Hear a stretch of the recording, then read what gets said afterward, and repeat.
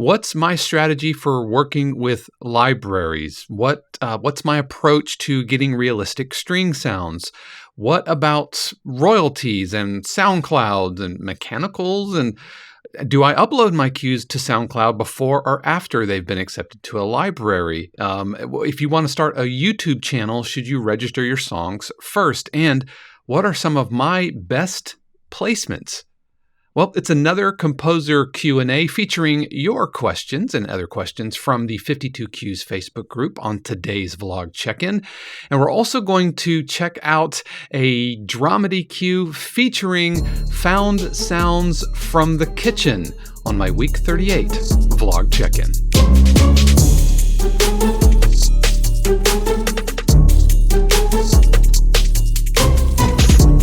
What is happening, everybody? This is Dave Croft. Welcome to my week 38 check-in for my 52 Qs project, where I am committing to writing at least one cue per week for the entire year and coming onto YouTube and vlogging about it, talking about things going on in the industry, and doing a breakdown of the cue that I wrote the week before. If this is your first time finding me, welcome. I'm so glad you found me, however you found me.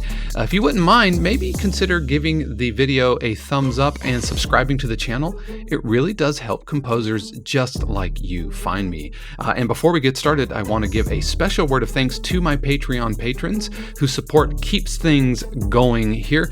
I'll be talking more about my Patreon at the end of the video, so be sure to stick around for that.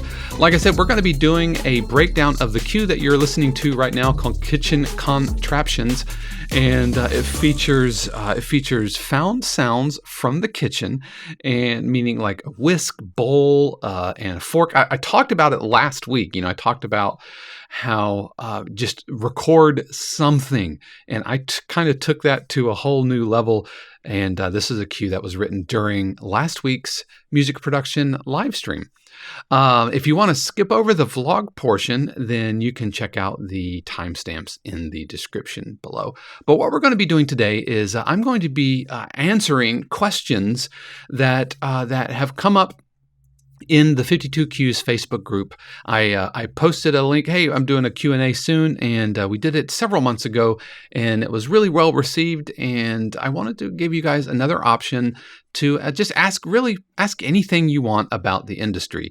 And so let's go ahead and jump right in. Our first question comes from Mark, and he asks, what is your strategy for working with libraries, i.e. how to find them, work with them, how much time and music do you give them before you know if they are worthwhile financially?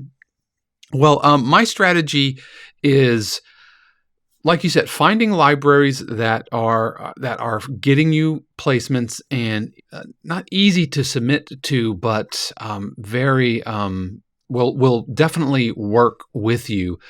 And for me, that happened somewhat organically, but also using Taxi. And I've talked about Taxi on the YouTube channel before, and I'll have a link to that Taxi episode where I talked about, how do you land a publisher. And so yeah, I'll have a link to that. But my strategy is to feed the beast that's getting you placement. Now, the video talks about how to find those people, and that's where Taxi comes into place. And for me, it was somewhat organic because I was teaching at Full Sail. Some other instructors at Full Sail caught wind of my SoundCloud page. I was just putting things up on SoundCloud. They caught wind of it. They said, "Hey, we're kind of a cabal of composers, and would you like to join us? And we write music for football. Would that be cool?" And I'm like, yes. I could not say yes fast enough to that.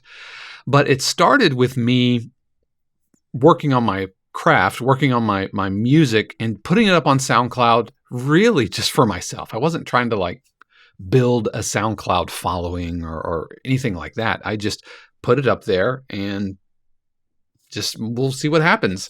And somebody caught wind of it. They passed it along. I got introduced to the publisher that works up with CBS, and that really opened up the whole world of production music for me. After that, That's when I got connected up with Taxi, and I started sending some submissions to other libraries through Taxi, and that made some connections all along, while that was happening. I was working on my craft, making my cues better. My suggestion would be to start and make sure that you have a thing that you do really well, and really hone that, and write 10 cues. Don't publish them, don't copyright them, don't submit them to a PRO or anything, but just write 10 cues of one certain genre or vibe or mood, emotion, or whatever. It could be tension cues, could be hip hop cues, EDM cues, whatever.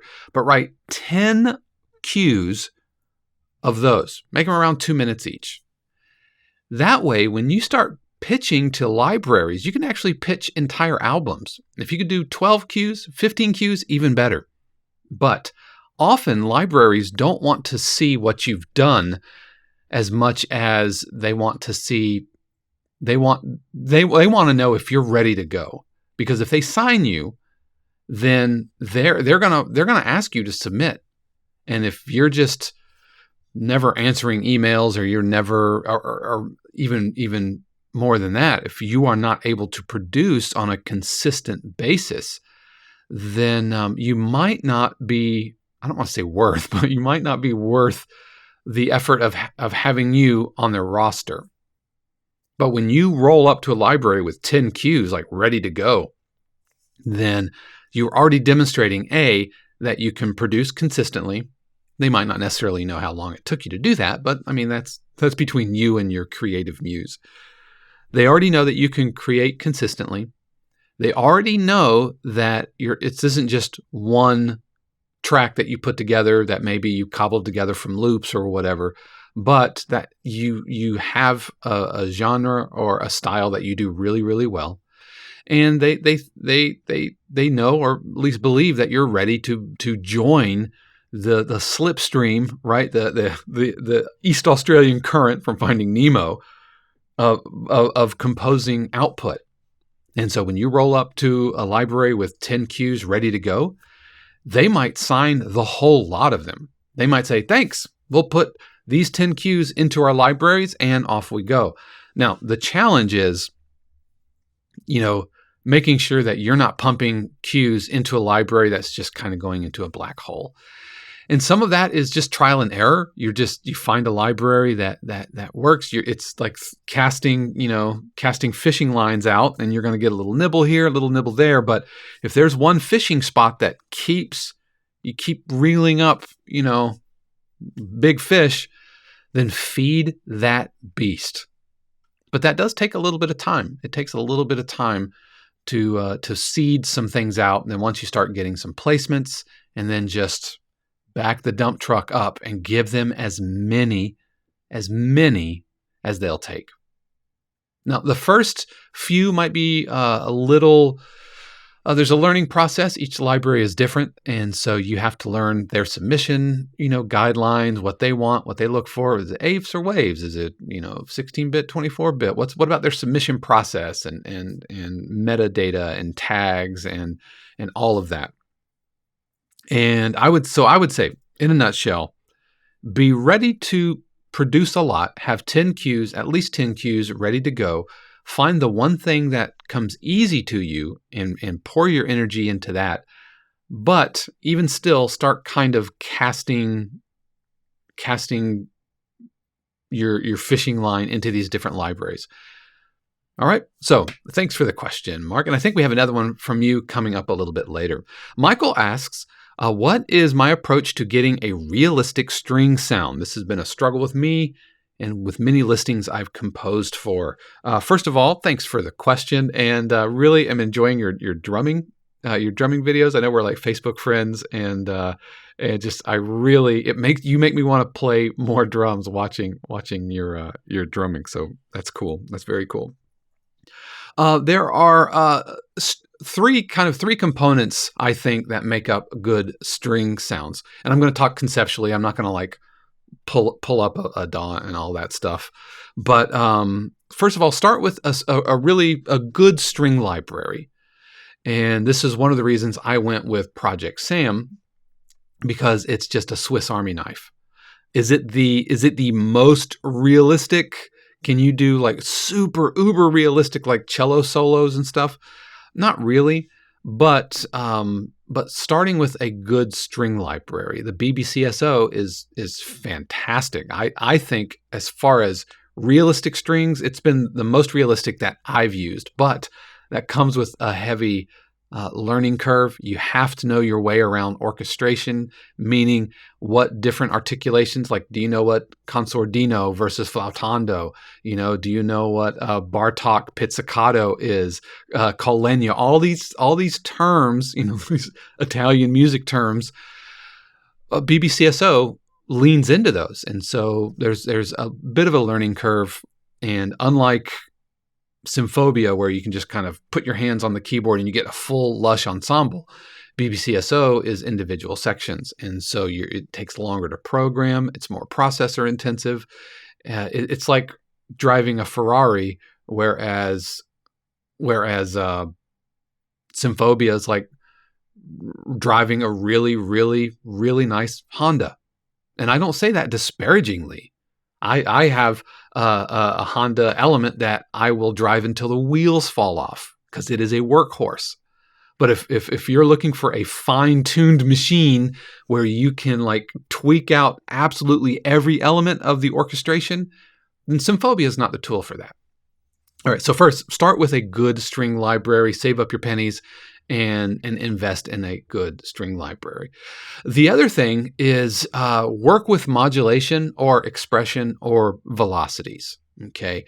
And know that the way that orchestrations work and the way that like a string works is there's a beginning movement, there's a middle of the movement, and the end of the movement. And whenever there's a bow change, there's a slight, just kind of organic inhalation and exhalation of the sound, and you have to manually go in and either automate it with a mod wheel or expression wheel or expression pedal, or go into the automation and start drawing it in.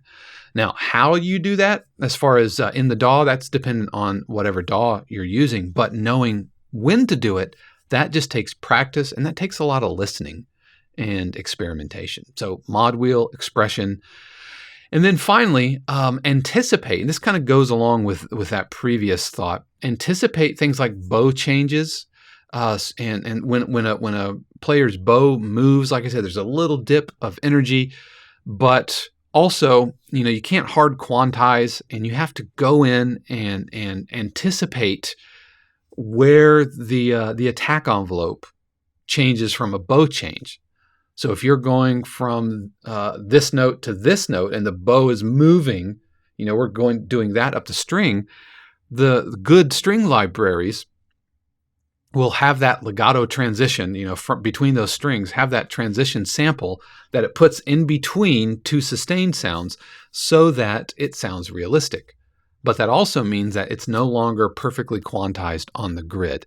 And it's a real balancing act between quantizing, making sure that it's locked in with the click, but still sounds organic, but doesn't sound so organic that it sounds sloppy. So those are the things. Have a good string library, work with modulation and expression or velocities, and anticipate bowing changes, and making sure that you are really like handcrafting every single attack and every single note placement. With things like staccato and pizzicato, you can generally do that en masse. Like you can select them all, and I know I need a negative delay of 20 ticks so that everything shifts forward so it's no longer behind the beat. But when you're dealing with sustained bowing sounds, then that can get kind of challenging. By the way, that this applies to any sound, orchestral sound that you're trying to recreate in the virtual space, whether it's horn or percussion or whatever. So yeah, I hope that helps. Thank you so much. Michael, a different Michael, asks, I am quite at a loss for royalties. For example, if we post our composition through Soundcloud, we already should have the song registered somewhere, I guess. Does local author protection services work for, let's say, taxi listings and so on? All right. So royalties are well, and I am not a music lawyer, and a lot of what I understand about royalties come from either getting, royalty statements and that kind of thing. But I learned a lot from the book, All You Need to Know About the Music Business by Donald Passman. And I'm actually listening to the audiobook, and it's like 16 hours long. This is a dense book that covers everything from copyrights to royalties to merch on tour, and so yeah, I'll have a link to that book in the description below. And but even still, I'm not a publisher myself, and so I have a somewhat tenuous grasp on it. But it's important to understand like performance royalties versus mechanical royalties. Performance is like a live performance, obviously, but like radio is also considered a performance royalty. And anytime you get a royalty from like a TV placement, that's my understanding is falling under performing royalties, whereas mechanical is like duplication, or if somebody wants to put your music on a CD, or the real bugger is like streaming. Is streaming like Spotify and YouTube, are those performance royalties, or are they mechanical royalties because they're technically downloading to your machine? And once I make it offline, is it now streaming? Apple Music, that's streaming, but iTunes, if you buy the song, that's a mechanical. And so it's really fuzzy and nebulous, and laws are struggling to kind of keep up with it. But because we're in production music landscape here, I'm going to stick to production music.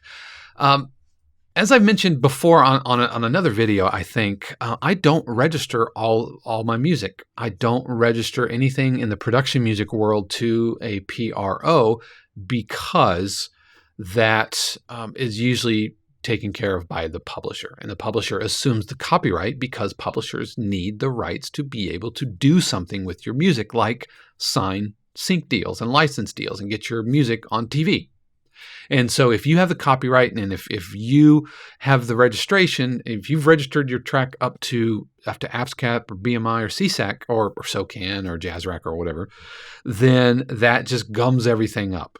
And so it's much simpler for publishers to take care of that, and they'll do that.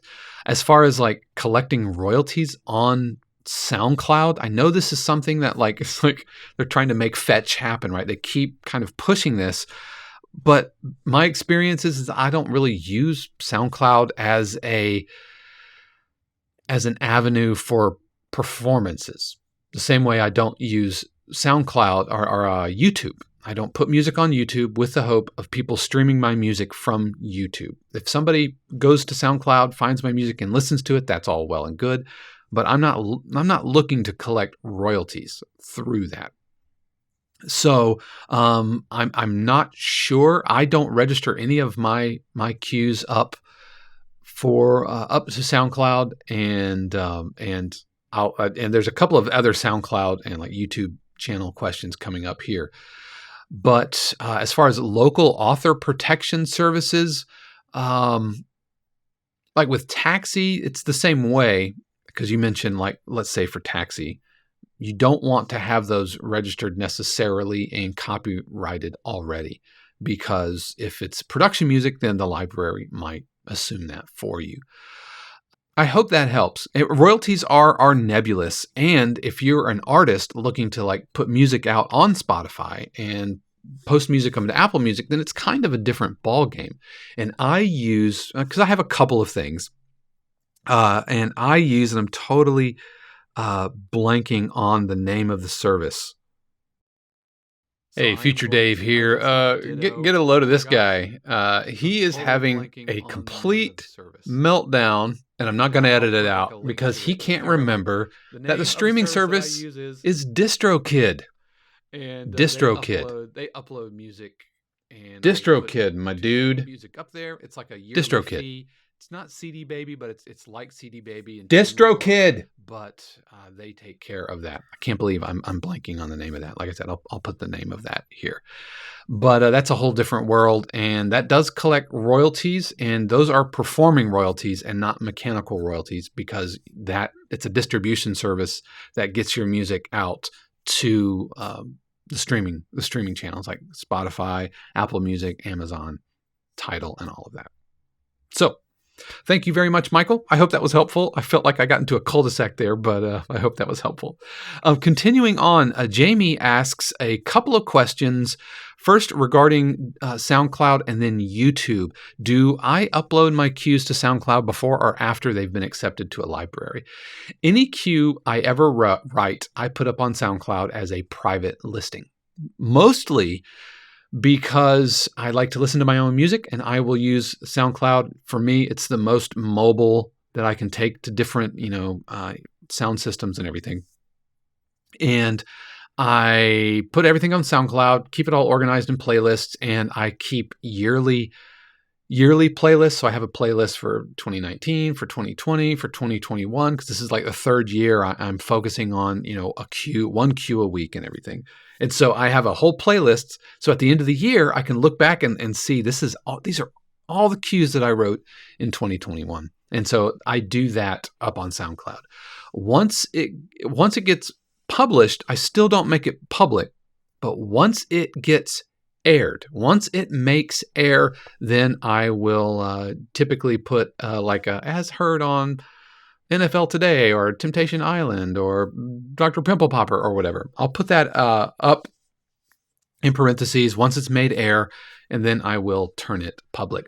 That having been said, some libraries aren't down with that. They do not want you posting your music anywhere. So you have to be cool with that. And because I don't have the copyright to my music, I have to do that. They own the copyright. Likewise, I can't put my music up on Spotify, any of the cues that I've written, because they hold the copyright to those. But generally, they stay private up on SoundCloud until they make air, and then I'll turn them public. Jamie also asks, if I want to start a YouTube channel of relaxation music, should I register my songs first before uploading them? I'm with BMI. I would register your songs before uploading them, and then using that service that I can't remember the name of, or a service like TuneCore or CD Baby, and that they're not going to register it to your PRO. But what they will do is track royalties for you. They will track the royalties for you, and they will take their little cut, and then they will give you a payout, usually quarterly. But that's what I do for the couple of things that I have. I say couple. I think it's only one track, but I also do some light publishing of my wife's meditation music and some other meditation kind of stuff like that. So I would register them first, then upload them through your distribution service, and then they will track the royalties. You really won't see royalties from your PRO unless you're getting like radio air or placements on TV, like licensing and sync. That's been my experience. I haven't seen any royalties come through from Spotify streams. And I would be happy to hear anybody else's experience with this. I haven't. The things that I've posted up through my distribution service, I haven't seen any royalties coming in through my PRO. And I've also registered with Songtrust, which is a service which helps to gather other publishing royalties. But that's been, and maybe it's just a volume thing. I don't have enough out there to trigger, to trigger a payout, because it's ultimately fractions of cents. And so yeah. And the last question, and I guess this is going to be a long one, so just hang on, guys. The last question is another one from Mark. Asks, what is my best placement, and either money-wise or kudos-wise? Well, I'll start with kudos. The placement I'm most proud of I think 2, maybe 3. Okay. Some placements I'm really, really proud of. My very first placement was for a feature story during the Masters tournament where I posted or I submitted some music, and there was a real back and forth and a real struggle with it. And then it got sent up, and I'm watching the Masters tournament. The feature story comes on, and we're kind of going in, and then about halfway through, I hear the strains of one of my cues. The very first time I ever heard my music on TV, and I absolutely had like a that thing you do, jumping up and down, and like I'm on TV, and it was a really special time and a special experience for me. Another one I'm super proud of is just this past January or February getting placed on the Super Bowl. That's kind of like the big dance as far as NFL placements, and getting, I think, 3 placements during the feature stories of the Super Bowl Today pregame show was really good. And even though, I'm not a big fan of Tom Brady and Rob Gronkowski, especially when they were, Patriots. But now they're in Tampa, and I live in Orlando, and so I have to kind of like them. But having cues placed underneath a feature story of Rob Gronkowski, he is forever a part of my professional, the quilt of my professional life, and he is definitely a square. So that was really good. And another one I'm really proud of, and it's funny. It was during the season finale of The Bachelor a couple of seasons ago, and the call came in from the library looking for Australian-influenced cues, because the season finale had, I think it was set in Australia, or there were scenes from set in Australia. And so I worked up a couple of tension cues featuring didgeridoo, because I play didgeridoo. And so I really leaned into it, and I created really dense and elaborate didgeridoo cues that featured didge, but also had all of these other elements and melodies and drums and percussion and marimba and all of that. And so I sent it up to the library along with all of the stems and cut downs, and I sent them a didgeridoo only stem. And that stem, right, that alternate mix, which featured just the didgeridoo, none of all of the other business I programmed, none of that made it. But that didgeridoo stem opened the season finale of that season of The Bachelor. And so that was really cool. That was a very cool placement. As far as money-wise, there's a cue called Power Swing, which I actually talked about on one of my videos, like Power Rock. I'll try to remember to put a link to that as well. I did a breakdown early in my YouTube channel. I did a breakdown of that cue. And that cue, it wasn't one payout, but rather the consistency. A couple of years ago, it showed up multiple times during CBS's weekly golf broadcasts. So playing 2 and 3 times on a Saturday, 2 and 3, 4 times on a Sunday for 3 or 4 months, that helped me put the down payment on my house. Let's just put it that way. That's not to say that every quarter is like that. I mean, I've had royalty statements that were in cents, like less than $1, and I've had royalty statements all the way up to 5 figures before. And that's just like scratching the surface. I know that there are library composers who, make 6 figures in a quarter. And you just never know, and it's wildly inconsistent, and that could be really frustrating as well. But that's a whole different topic. So, guys, thank you so much for your questions. I know this was a little bit long-winded, but I hope it was helpful for you. And I still can't believe I flaked on the name of that service, and I will I'll find it and drop it in. I guess I should have stopped the video, but it's a vlog, and we keep it nice and organic here. So let's change gears, and we're going to check out the cue that I wrote this past week during our music production live stream for my Patreon patrons. This is called Kitchen Contraptions and features things like forks, metal or stainless steel bowls and whisks. And so we're going to take a listen to it, and we'll talk about it on the other side.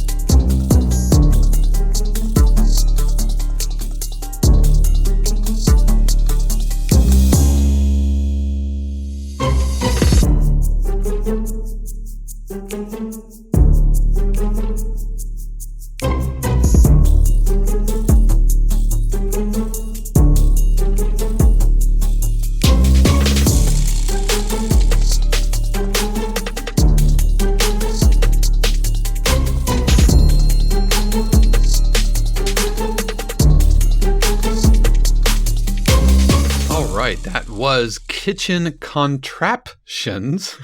Little pun there, using the word trap in the title. And like I said at the beginning, I took my blog topic from last week, which is record something on every track. I took that to heart and wanted to incorporate all of these other found sound elements. And to be honest, it didn't happen right away. I was cooking along with the cue. Things were going well, but I felt like I was just missing something. And so I went into Splice and started listening to just different percussion loops. And my tempo is 145. And I was expecting kind of halftime, trap type sounds. But there was one loop that I actually ended up not using. I don't think I ended up using it. There was one loop that came along. Did I? Let me listen to this. No, there's one loop. I don't think I ended up using it. But this loop had this double time, this upbeat energy to it. And it was like a light bulb, like angels singing moment in the middle of the live stream. And I just said, I'll be right back. Went downstairs. Didn't pause the live stream. So there's like a 2-minute gap in the live stream. And I go and collect wine glasses, big giant serving forks, stainless steel bowls, whisk, like a egg beater whisk. Bring it all up here and start recording some sounds. And I was so happy with this end result. So the first thing that I recorded was the wine glass, and I did end up pitching it. I say first thing, I can't remember what order I recorded everything, but I want to isolate these. And I did pitch it so it's in the key, and it's literally me holding up a wine glass and flicking it with my finger. A little bit of delay and plenty of reverb. I also sampled or recorded a big serving fork, like a big metal salad fork, and a smaller fork hitting it, but I muted it and opened and closed it like a triangle, and that's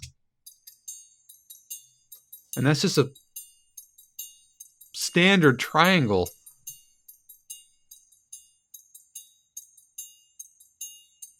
So that sounds really good.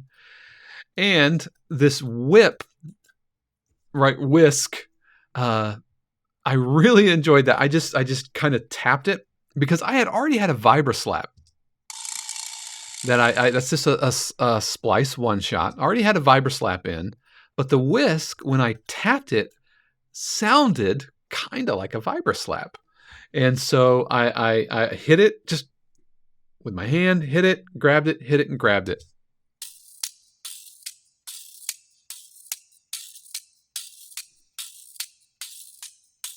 That's all that is.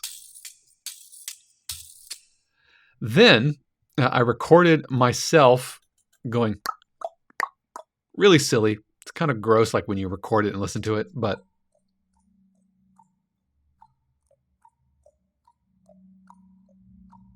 just something silly to have. And then the bowls, which are pitched. I had like a medium-sized bowl, or it might have been a small bowl and a large bowl. And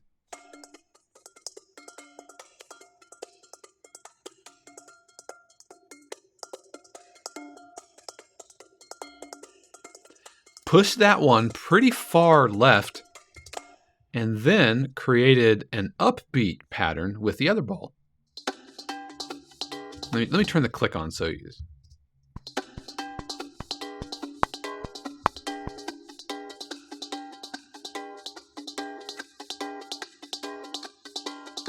What's really funny, the wine glass and both of the bowls were all, I had to pitch them all down 3 semitones. So you put the bowls together. So the smaller bowl is panned left, not hard panned, but panned just enough. And then the larger bowl is panned right.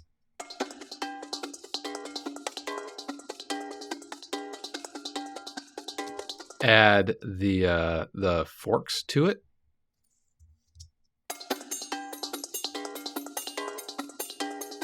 With the little mouth clops.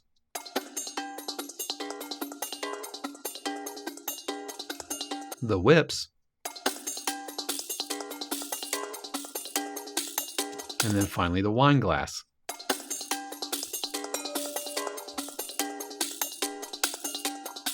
And then that kind of halftime energy really starts cooking, right? Put the standard like hip hop type beats on top of it with my big 808s.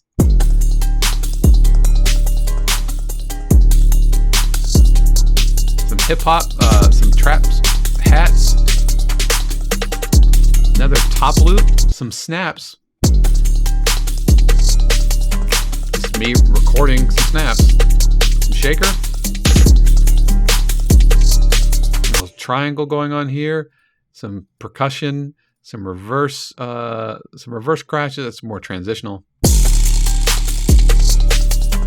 Then it really starts bouncing, man. And so yeah, these 808s, these are, and I've talked about my 808s before. They are one-shot samples that I loaded in to Alchemy. And I create my own little patches. And so I have like 3 of these. By the time, you download enough, and then you just load them into an Alchemy patch and save the whole patch. So I can, if I want a different flavor, let me isolate. So I have that 808, that 808, that 808, but I ended up going with this one. I like the sustain, it's a little dark. Did load in some timpani on top of it.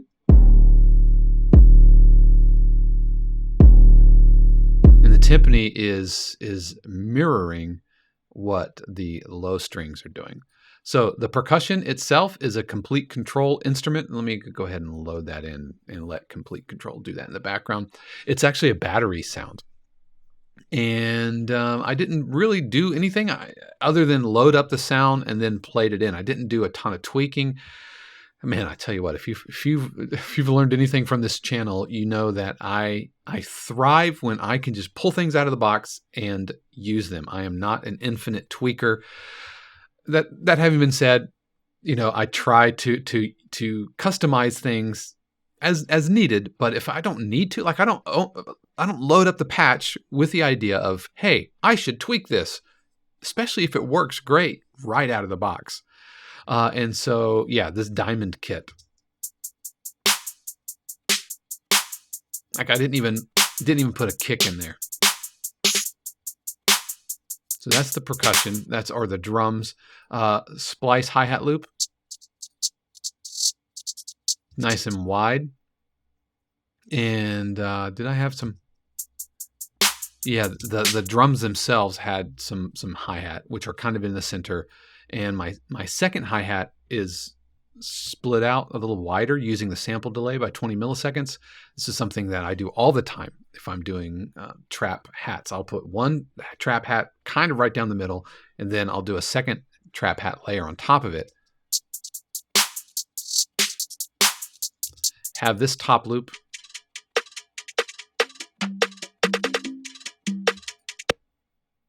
Put that with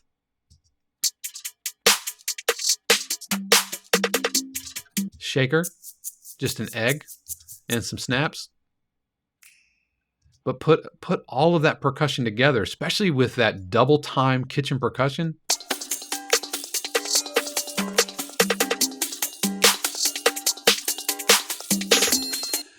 All right, as far as my strings, and my strings are doing the heaviest lifting of this all, as most drum EQs have, very prominent pizzicato strings. So BBCSO,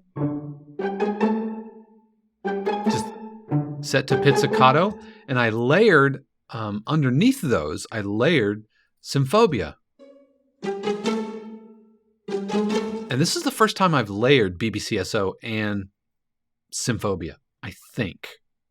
I know in the pizzicato world, I've not done that. Usually, when I layer strings on top of Symphobia, it's usually VSL because VSL is really, really dry and present and close. But I think the BBCSO really works. And I did need to go in and tweak the mic placement. I believe I went in, and I'm not using the standard mic placement. I believe I went to a closer mic, which uses more RAM, but that's okay. That's all right. I had frozen all of these so that they wouldn't chew up CPU. So I'm not going to unfreeze everything, but if I had a downside to BBCSO, it's this. It's waiting for the plugin to load because it can be somewhat processor intensive.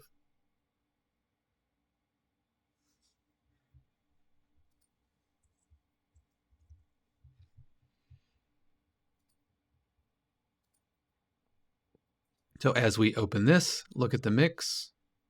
And so you can see we're using we're not using mix 1, but we're using the close mic and the trees, and that's it.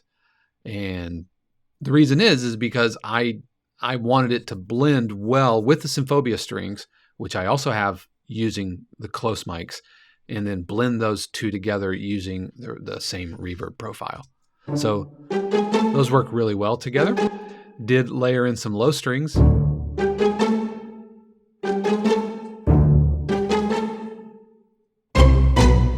the timpani. Just add just a little extra punch. Then my 808. And then this little analog pluck thing. Just this little synth sound. Let's go ahead and load that up and unfreeze it. I wanted somewhat of a call and response idea using this Analog Dreams. And again, I was kind of out of the box. And so we have the strings.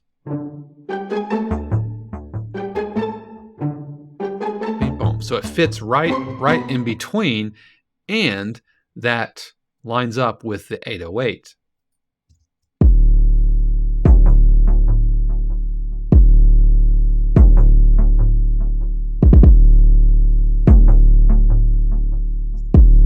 A couple of reverses, some extra crashes for transition, put it all together, and you get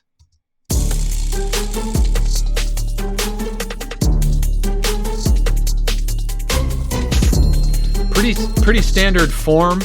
Introduce your melody, bring in layers, stack octaves, keep going, have a little breakdown where you pull away from the melody, And that's when I really leaned into all of the bowls. Like the bowls don't come in until the breakdown. Bring the melody back, add a little edit point. That's an edit spot. Reintroduce the primary melody and then mix it all together. So A, B, A plus B. That's absolutely what's going on here. And I had so much fun writing the kitchen stuff. And I shared this during the live stream, but I used to work at a kitchen store, and during like Tuesday nights, nobody's buying pots and pans and stuff on Tuesday night in the off season up in the mountains of North Carolina. So I used to work at a kitchen store, and we would go and block the shelves, like straighten them up and everything. And I would just grab the bowls and play them like a frame drum. Like a frame drum you see right there. I use that same technique, and it really works well on bowls and stuff. And I had a lot of fun writing that. So that is Kitchen Contraptions. I really thank you guys for hanging out with me on this supersized vlog episode, and I thank everybody for submitting your questions over onto 52Qs. We are coming up to the end of Q3, which means we are in the home stretch of 52Qs. How has your year been? If the idea of writing a Q a week is interesting to you, why don't you join us over at the 52Qs Facebook group, or you can go directly using the link 52Qs.com. And once again, I want to give a special word of thanks to my Patreon patrons whose support and their giving of their real actual money help keep this channel going. To be a patron, it's just $1 a month, and you get access to my music production live streams, from which this Q came. I'm actually doing another music production live stream tonight. We are writing another dramedy Q from scratch. So you can check out the Patreon information below. And then finally, if you haven't already, please like the video and consider subscribing to the channel. It really helps composers just like you find me. So I hope you had a fantastic week 38, and I wish you a happy week 39, and I will see you next time. Until then, peace.